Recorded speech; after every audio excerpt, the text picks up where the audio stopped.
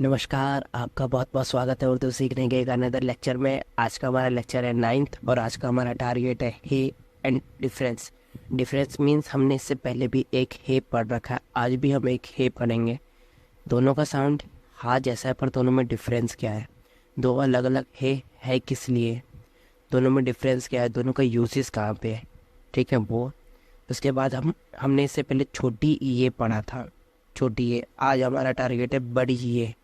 छोटी ए का जैसे टारगेट था कि वो ई की मात्रा का भी काम करती थी, वैसे आज बड़ी ए के बारे में जानेंगे कि ये और किसका काम कर सकती है और करती है। इसके बहुत यूजेस है इसके भी वैसे। और लास्टली एक पढ़ेंगे आज दाल के बारे में। आपने इससे पहले दाल पढ़ा है, दाल जिसको दा बोला जाता है। आज पढ़ेंगे दाल के बारे में। ठीक है, आज का चालू करते हैं लेक्चर। तो हमारा सबसे पहले आपने एक हे पढ़ा था, ये वाला। इसमें कोई बिंदी नहीं थी इसलिए इसको हे बोला जा रहा था। इसकी आवाज़ हिंदी के हा जैसी थी, ठीक है।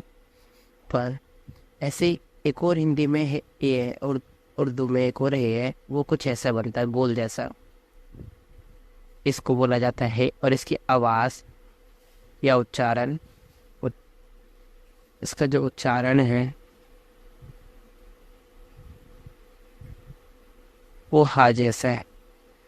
अब बोलेंगे दो हा, इनमें से कौन सा हमारे यूज़ वाला है। देखिए वैसे तो ये दोनों उर्दू में हा है, पर इनमें से एक हा ऐसा है जिसके लिए हिंदी में कोई अक्षर नहीं है, ठीक है। और वो हा है ये वाला। ये वाला जो है ना, जिसको हा बोला जाता है, इसके लिए हिंदी में कोई अक्षर नहीं है। इस वजह से जब उर्दू में ये हा लिखा जाता है और ये वाला हा लिखा जाता है, तो दोनों के लिए हम हिंदी का ये सिंपल हा ये इस्तेमाल करते थे दोनों में। मैं इनके नीचे से हटा देता हूँ, नहीं तो आप बहुत लोग हैं जो सोचेंगे हाँ इनके नीचे हलन लगता है, ये नहीं। तो इसीलिए जब इनको उर्दू से हिंदी में लिखा जाता है, इस वाले हा को और इस वाले हा को, तो दोनों के लिए देखिए सिंपल हिंदी का एक हा लिख दिया जाता है, क्योंकि हिंदी में इसके लिए हिंदी में एक ही हा है, ठीक है। अच्छा, अब इनका प्रोनाउंसिएशन में थोड़ा वेरी करता है। जैसे ये वाला जो हा है और ये वाला हा है, ये वाला हा, रुकिए मैं आपको एक वर्ड लिख के बताता हूँ तब आपको क्लियर होगा, इसके बाद ही आपको क्लियर होगा। और आपने ये पहले पढ़ रखा है, इससे ही आपको बेटर क्लियर होगा। ये हाँ, और मैं ये अलिफ के साथ कंबाइन कैसे होता है वो भी मैं बता रहा हूँ। चलिए पहले आप अलिफ के साथ जान लो, उसके बाद बताता हूँ कि दोनों का उच्चारण और दोनों में क्या डिफरेंस है। देखो ये हा है, ये हा जब अलिफ के साथ कंबाइन होता है तब ये जो गोल सा है, ये गोल सा ऐसे ही रहता है और ये ऐसे। अब इसके नीचे एक छोटी सी ये लग जाती है लटकन, तो इसको बोल दिया जाता है हा, ठीक है। तो इसको पहले पैक करते हैं, उसके बाद इसके डिफरेंस को क्लियर करते हैं थोड़ा। ये हा है, इसका उच्चारण हा जैसा है, और ये जब अलिफ के साथ कंबाइन होता है तो इसकी ये वाला हा बन जाता है। अब आपने जैसे ये हा देखा, ये हा देखा, ये भी है ही था। इसकी प्रोनाउंसिएशन हम हिंदी के हा जैसे कर रहे थे। आपको एक चीज़ मैंने बताई कि देखिए अरबी में जब अरबी से उर्दू में लिखा जाएगा ये हा ही रहेगा, और इसको भी जब अरबी से उर्दू में रखा जाएगा ये भी हा यही वाला हा रहेगा, मतलब इनको इंटरचेंज नहीं कर सकते। पर हिंदी में क्या करते हैं हम, इन दोनों हा के लिए अलग से हा नहीं है, इस वजह से जब भी ये लिखते हैं तो इसके लिए भी हम नॉर्मल हा ही लिख देते हैं। और जब ये वाला हा लिखते हैं हे, तो इसके लिए भी हम नॉर्मल वाला हा ही लिख देते हैं। पर इसमें से हमारा हिंदी वाला है कौन सा है, ये है हिंदी वाला जो हमारे हिंदी में है, पर इसका हमारे हिंदी में नहीं है, इस वजह से हम इसको हा बोलते हैं। वैसे इसका प्रोनाउंसिएशन है हे, और नॉर्मली हा हा। दोनों को लिखने का भी मतलब दोनों को लिखा जाए सेम वर्ड में ही तो भी आप इसका मीनिंग अलग निकालते हैं। जैसे हम एक हा लिख दे ये वाला, आपने ये वाला पहले भी पढ़ रखा है इसलिए आपसे यही वर्ड लिखते हैं हम। ये एक ये लिख दिया जाए और दूसरा ये लिख दिया जाए, तो ये भी बना हाल, ये भी बना। पर नहीं, जब ये हाल लिखा हुआ है तो ये हाल बन गया हमारा हाल चाल वाला, जो हाल चाल वाला हाल होता है। क्या हाल चाल है, वो वाला हाल। पर जब ये हाल लिख दिया तो ये वाला हाल बनता है फॉलो, तो जो हमारा हाल होता है, जिसको मैं इंग्लिश में लिखूंगा यहाँ, अब कंबाइन मत करना, हाल, जो हमारा हाल वाला हाल होता है वो, समझ रहे हो? दोनों के सेम चीज़ लिखने पे भी दोनों का मीनिंग अलग हो जा रहा है। मतलब ये वाला हाल हमारा हाल चाल वाला हाल आ जाता है, और ये वाला हाल हमारा हाल वाला हाल आ जाता है।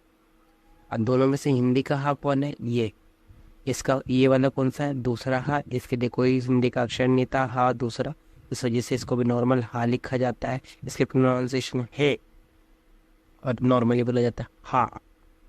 ठीक है, तो ये था हमारा हा। इसमें कंफ्यूज मत होना, ये विद प्रैक्टिस क्लियर हो जाएगा। देखो जिन वर्डों में, जिन अक्षरों में कंफ्यूजन है वो विद प्रैक्टिस क्लियर होंगे, पढ़ने लिखने से कि हाँ कहाँ पे कैसे इस्तेमाल हो रहा है। ठीक है, अब हाथ तो हो गया। अब दूसरे कलर से दूसरा अक्षर करते हैं। तो इससे पहले आपने पढ़ा था ये था छोटी ये, जो किसी अक्षर के साथ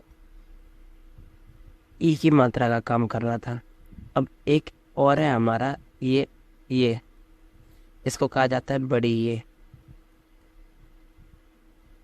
और इसके यूजेस बहुत है, जैसे कि ये भी बहुत काम आता है और इसके यूजेस हैं। पर इसके यूजेस के लिए जैसे आपने पहले ये पढ़ा, ये छोटी है आपने इसका देखा कि जब ये मान लीजिए दाल के साथ ही आया हमने छोटी है, तब इसका क्या बन रहा था? ये रा के साथ आ रहा था, तो क्या बन रहा था? रे। सेम इसका यूज किस तरह है? अब इसकी बात करते हैं। जब ये बड़ी है, मान लीजिए अलिफ जबर, अब बड़ी ये आ गया, तब ये काम करेगा ए का। वही ये अलिफ जेर बड़ी ए आ गया, तो ये काम करेगा ए का। देख रहे हैं आप इसका यूज? ये वाली छोटी ए ने ई की मात्रा का काम किया, बड़ी ए ने ए की मात्रा का काम किया। ठीक है, जैसे इसके कुछ एग्जांपल्स और लिए जाए तो नेक्स्ट स्लाइड पे चलते हैं। पेन काम नहीं कर रहा, पता नहीं कैसे।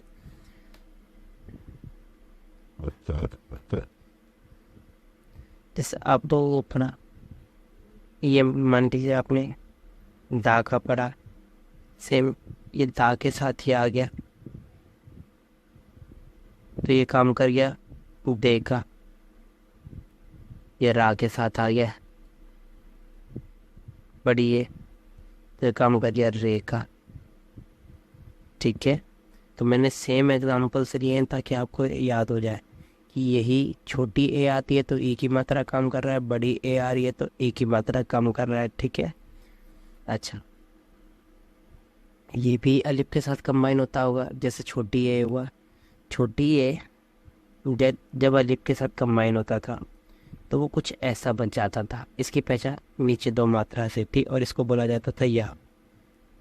इसी तरह ये हमारी जब ये हो बड़ी है और ये जब अलिफ के साथ कंबाइन होती है तब ये भी कुछ ऐसे ही रहती है। पर अब इसकी पहचान कैसे होती है? ये जो दो बिंदियाँ रहती है ना, इनके नीचे एक ये लटकन आ जाती है, ये लटकन टाइप आ जाती है ये, इससे इसकी पहचान होती है। खैर इसके कुछ एग्जांपल्स को देखेंगे आगे, क्योंकि ये सीरीज़ बहुत लंबी चल रही है अभी, तो इसके एग्जांपल्स को देख के आपको क्लियर हो जाएगा। तो इस पर अभी हम ज़्यादा डीप वो नहीं करेंगे चर्चा, नहीं तो आप कंफ्यूज हो जाएंगे। बाकी ये कैसे अलिफ के साथ कंबाइन होता है ये आगे देखते हैं। ये बस आपके माइंड में एक ये वर्ड रखना था अभी, तो हमने रख दिया। ठीक है, नाउ चलते हैं अपने नेक्स्ट वर्ड पे, नेक्स्ट अक्षर पे। वो थोड़ा मैं अक्षर की जगह वर्ड की जगह अक्षर कह देता हूँ, तो वो आप मैनेज कर लेगा अपनी तरफ से। हमने एक शब्द पढ़ा था, अक्षर पढ़ा था इससे पहले, इसको बोला जाता दाल। इस दाल से ही मिलता जुलता एक और शब्द है, ये अक्षर है, ये दा है, उसके ऊपर ये बी जैसा आ जाता है, तो इसको बोला जाता है डाल। अरे क्या जो उच्चारण है, इसका जो उच्चारण है वो डा जैसा है। ठीक है, इसके पिछले की तरह ही पैक करते हैं।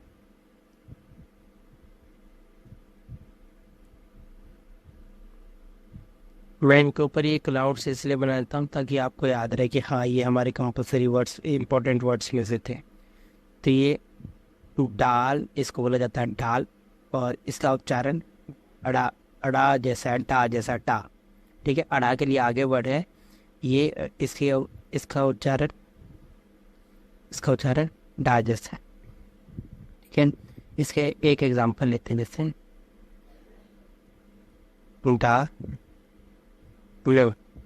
डा बनाए डाल। ठीक है, और एग्जांपल्स और कुछ पैराग्राफ कुछ ऐसे के साथ मिलते हैं नेक्स्ट लेक्चर में। सीरीज चलेगी कंटिन्यू, आगे मिलते हैं।